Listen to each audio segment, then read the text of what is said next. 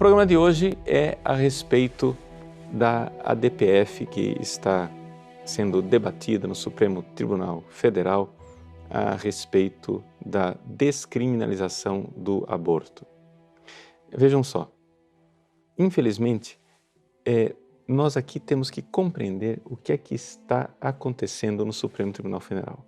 Trata-se de um golpe contra a democracia.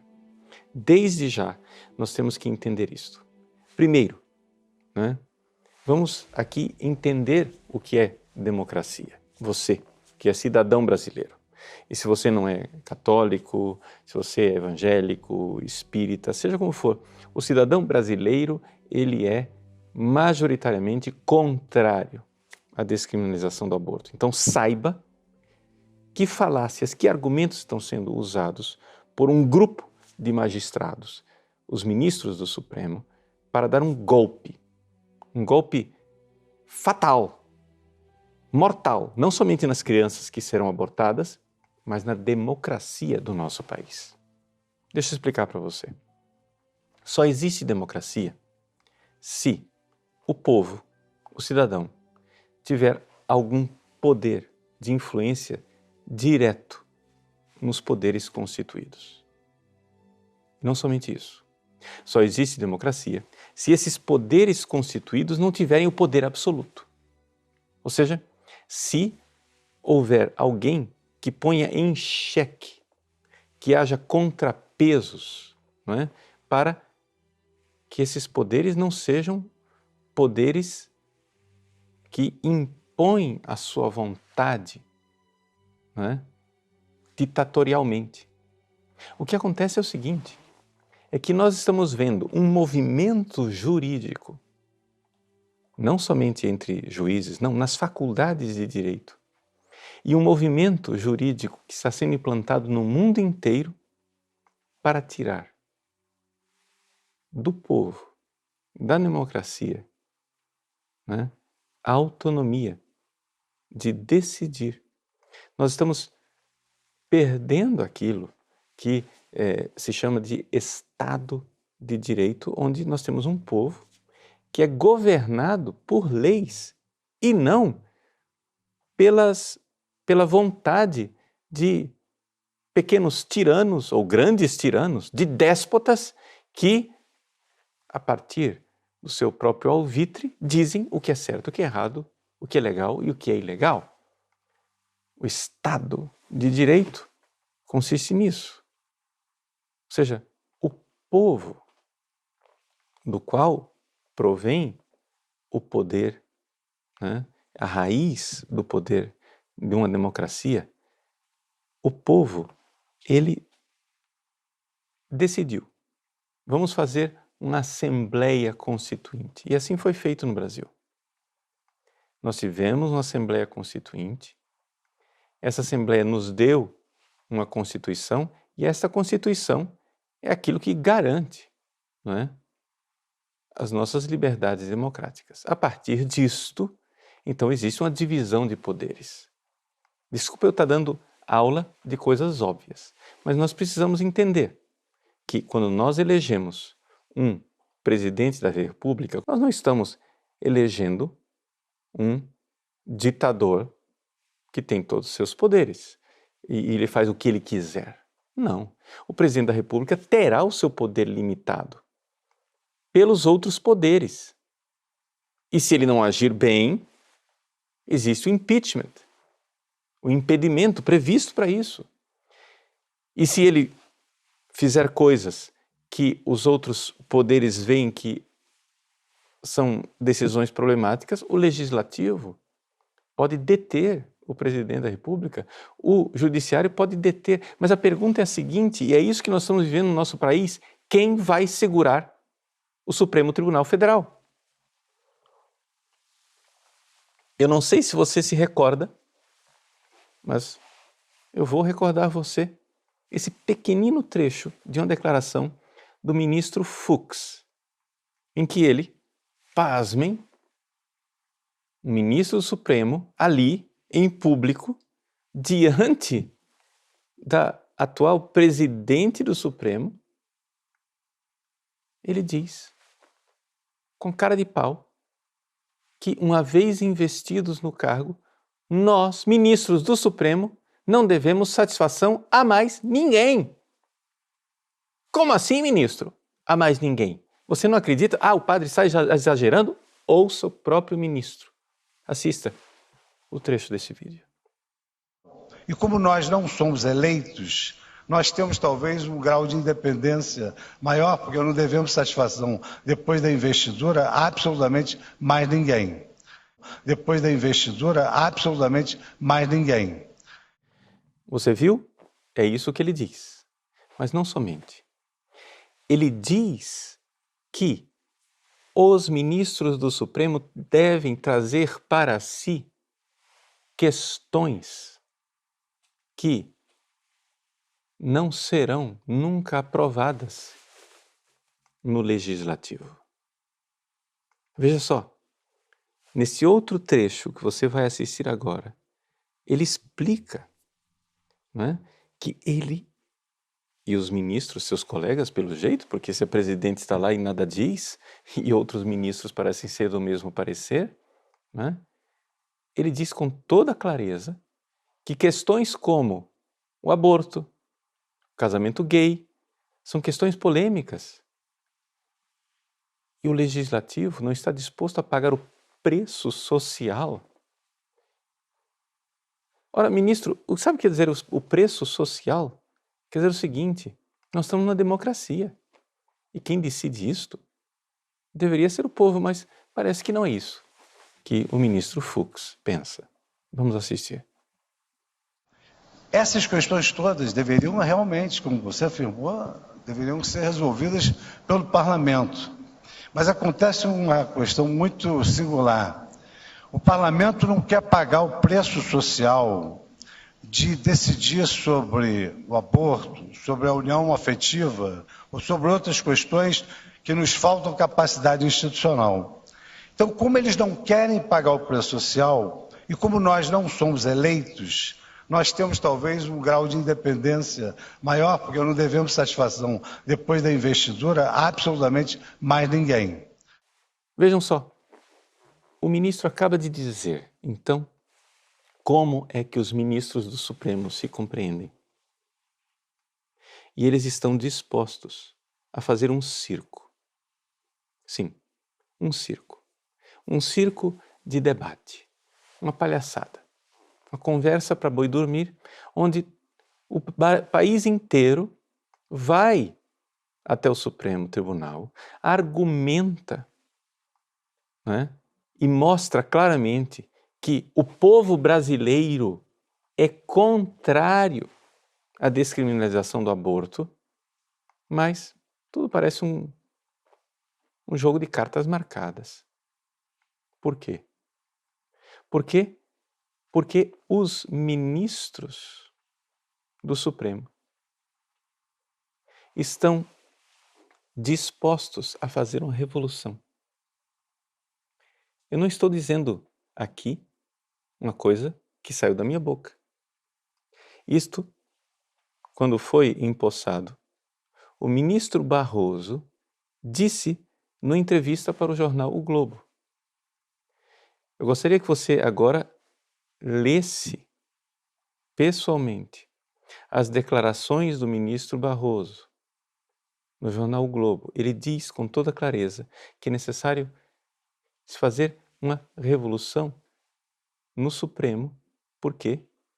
Porque o Supremo deve garantir que minorias tenham seus direitos respeitados, e ele cita claramente como exemplo o caso da aprovação do aborto nos Estados Unidos. Vejam só, o caso da aprovação do aborto nos Estados Unidos, segundo ele, seria uma das coisas que precisam fazer parte desta revolução no Supremo Tribunal Federal. Leia você mesmo a declaração do ministro Barroso.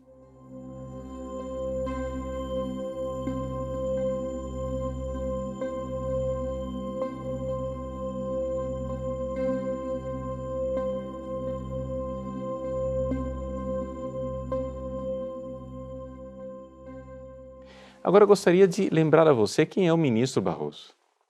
O ministro Barroso, enquanto não era ministro do Supremo, ele era advogado. E como advogado, ele mesmo apresentou ao Supremo Tribunal, né, pedidos para a legalização do aborto. Ele já disse a que veio. Ele trabalhava para ONGs que eram favoráveis à descriminalização do aborto. Portanto, nós não estamos falando aqui de uma pessoa imparcial. Não, com toda a parcialidade do mundo. Portanto, o ministro já disse, já declarou publicamente que ele está decidido. Em entrevista pública, ele já disse que é inaceitável que no Brasil o aborto seja criminalizado. E ele acha que isso é uma questão de intolerância. Vejam só qual é a posição do ministro Barroso. Criminalizar a mulher que não quis, não pôde muitas vezes ter o filho, é uma escolha absurda que, a meu ver, viola a dignidade da mulher, sem mencionar que num país como o Brasil, o fato de você criminalizar impede que as mulheres pobres utilizem o serviço público. Pode pregar para que não se faça. Agora, criminalizar a posição do outro é uma forma autoritária e intolerante de viver a vida. Nós precisamos derrotar isso. Agora, de onde vem tudo isso? De onde vêm todas essas posições absurdas? Como é que nós podemos explicar filosoficamente, enquanto filosofia do direito, o que está acontecendo no nosso país e no mundo? O que está acontecendo, meus queridos, é a destruição da democracia. Vamos lá. Como é que se compreende o direito no nosso país? Ora, as faculdades de direito, antigamente, elas compreendiam que existe um ser e um não ser. O ser humano, por exemplo, ele tem dignidade. E tirar a vida do ser humano inocente, isto é algo objetivamente imoral. Isto aqui se chamava direito natural. Ou seja, o direito à vida era uma realidade que qualquer faculdade de direito admitia isso, não era concedido pelo Estado. Não era concedido nem mesmo pela autoridade constituinte. Ou seja, não é um grupo de iluminados em Brasília que irão votar se eu tenho ou não tenho direito à vida. O direito à vida é uma realidade inquestionável. Portanto, tirar a vida do inocente é algo claramente imoral. Não é que nós estamos dizendo assim, o direito à vida é só para alguns. Não. Vejam o princípio. Tirar a vida do inocente é sempre e em qualquer situação algo profundamente imoral. Outra coisa é nós dizermos que, por justa e proporcionada legítima defesa, eu termino tirando a vida do injusto agressor. Vejam, uma coisa é a vida do inocente, outra coisa é a vida do injusto agressor. Uma pessoa está me agredindo injustamente. Ele está entrando na minha casa, querendo tirar a minha vida. Eu tenho o direito, não é, de uma legítima e proporcionada defesa. Ótimo, isso todos reconhecem, isso está no ser das coisas. Não é nenhum rei, não é nenhum papa, nenhum concílio ecumênico, nenhuma assembleia constituinte, muito menos nenhum ministro do Supremo que vai me dar o direito à vida. Vejam, tirar a vida do inocente é sempre imoral e isso está no ser das coisas. Isso era o que se reconhecia nas faculdades. Mas aí, Com o passar do tempo, as faculdades ficaram mais evoluídas e modernas, e então, não vamos mais entrar nesta questão de discutir se existe no ser das coisas um certo ou errado. Vamos simplificar. A gente vota, não é? E uma vez que se vota, no legislativo são feitas as leis e aquilo que o corpo legislativo disser que é certo, é certo. O que disser que é errado. E é isso já o primeiro passo revolucionário que nós chamamos de positivismo jurídico. Ou seja, não existe nenhum certo ou errado no ser das coisas. Todo direito é direito positum, é direito colocado. Não é? Você reúne, né, uma Assembleia Constitucional e eles então decidem o que é certo ou errado. Você coloca lá no Congresso e eles decidem o que é certo e o que é errado. Até aí, as coisas já eram terríveis, mas pelo menos nós tínhamos uma certa garantia de que nós éramos governados por leis. Ou seja, existe uma lei objetiva. E essa lei objetiva, não é, que foi votada, justa ou injusta, não vamos aqui colocar a questão, porque é o direito positivo. Então, a lei está lá, a lei tem um significado e essa é a lei que irá governar os cidadãos. Muito bem. Pois bem, esta posição aqui, que diz que o legislativo pode votar se nós temos ou não direito à vida, pode ou não reconhecer se nós temos direito à vida, esta posição, ela já é terrível, ela já é absurda. Mas isto já se tornou uma posição conservadora nas nossas faculdades de direito. Ou seja, o caos é ainda mais profundo, a coisa é pior. O positivismo jurídico já é para os juristas conservadores. Agora, nós estamos numa outra época. Agora nós estamos na época de um certo neoconstitucionalismo ou outras ideias derivadas, porque o caos aqui na matéria é grande. Mas, basicamente, para fazer de uma coisa complicada algo simples para você entender, é o seguinte: não existe mais a lei. Agora, os magistrados, o Supremo Tribunal Federal, ele pode ler a Constituição e ver que ali tem o espírito daquela Constituição.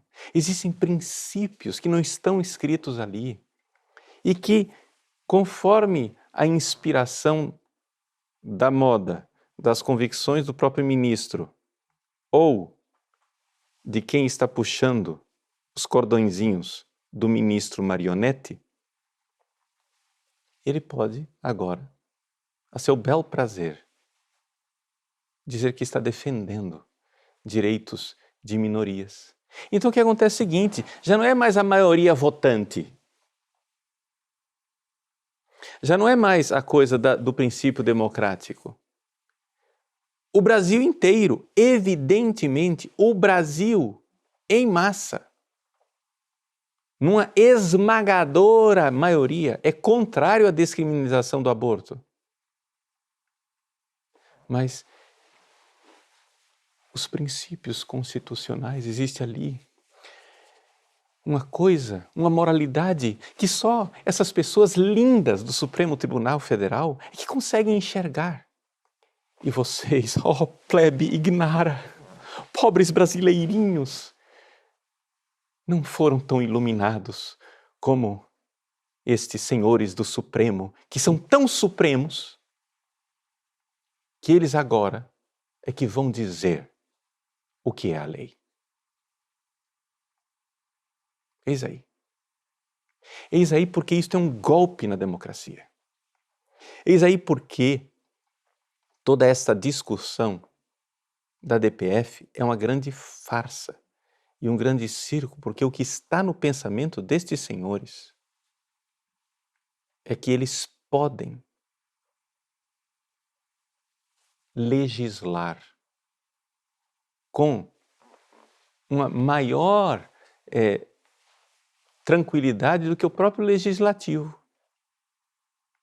O legislativo, se ele quiser mudar a Constituição, ele precisa de uma votação especial, né? Ele precisa, não é assim, junta o Congresso e com maioria simples, não. Se você quer realmente fazer uma emenda constitucional, a coisa passa por um procedimento muito sério e que exige uma maioria de 2/3. Por quê? Porque sabe-se perfeitamente que o Congresso não pode arrogar para si o poder constitucional. E esses senhores do Congresso Nacional, eles foram eleitos por nós. E, em última análise, se eles fizerem uma maluquice, nós, povo brasileiro, podemos, na próxima eleição, dizer: chega, cai fora, nós queremos outros. Mas como o senhor ministro Fux nos recorda, uma vez empossados, eles não devem mais satisfação a ninguém. Isso quer dizer o seguinte: eles estão dando gargalhadas para você, povo brasileiro. Eles estão dando gargalhadas. Agora é necessário alguém colocar um freio nesses senhores. Há uma série de freios que nós podemos propor, né? E esses freios precisam realmente ser colocados e precisamos reformar, sim, a Constituição Federal, colocar limites nos ministros supremos. Mas vamos começar com uma proposta simples, só para começar a coisa. Pode-se fazer impeachment de presidente da República, impeachment de ministro supremo? Então, muito bem. Vamos acrescentar uma cláusula.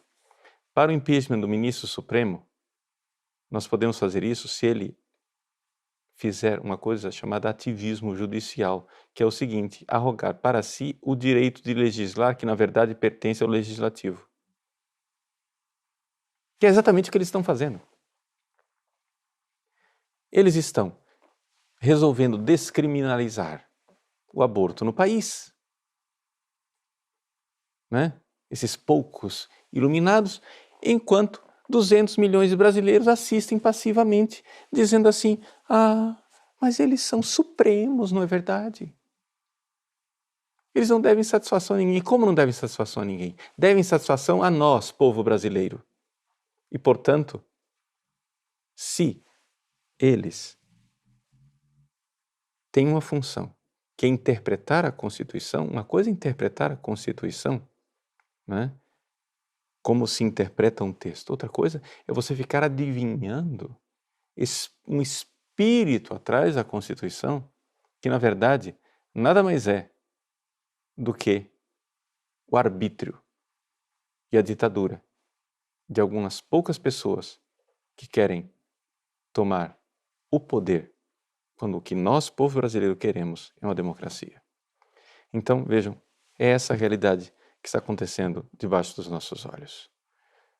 Esta nova visão do direito, né? Como se dissesse assim: eu tenho um documento, né? Um documento escrito por alguém, escrito pelo Papa, Concílio Vaticano II, ou um documento escrito por você, pela sua mãe, sei lá quem. E naquele documento você diz assim, claramente: eu jamais realizaria um aborto. Você diz na sua carta, mas alguém chega e interpreta e diz: não, mas é que ele disse isso, mas o espírito do que ele estava querendo dizer é uma outra coisa. É ridículo, se não fosse alarmante, e terrivelmente perigoso para as nossas liberdades democráticas.